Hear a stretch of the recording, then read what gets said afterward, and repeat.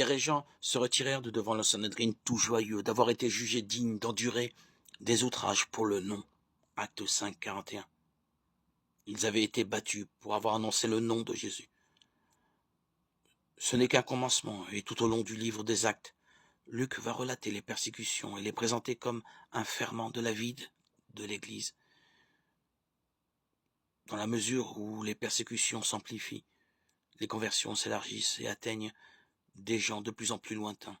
Au jour de la Pentecôte, certains se moquent des disciples. 3000 âmes se convertissent, acte 2, 41. Après la guérison du boiteux, des apôtres sont arrêtés par le Sanhédrin et menacés. Alors 5000 hommes se convertissent, acte 4, 4. Les apôtres ayant continué à annoncer le nom, ils sont arrêtés à nouveau.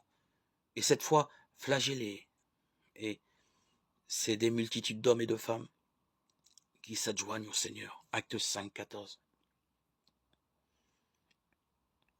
À la suite de la seconde condamnation des apôtres, une foule de prêtres se soumet à la foi. Acte 6, 7. Puis, c'est la pénétration des cercles hellénistes. Acte 6, 9, 10. La conversion d'un adepte des religions à mystère en la personne de Simon le magicien. Acte 8, 9, 13. Celle d'un exclu du peuple de Dieu, l'eunuque de la reine d'Éthiopie. Acte 8, 26, 40. Alors, la persécution atteint un sommet en la mort d'Étienne.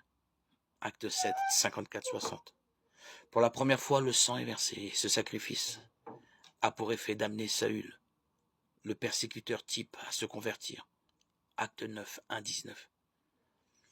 Ainsi, la persécution est acceptée par les disciples comme indispensable à la fécondité de l'Église.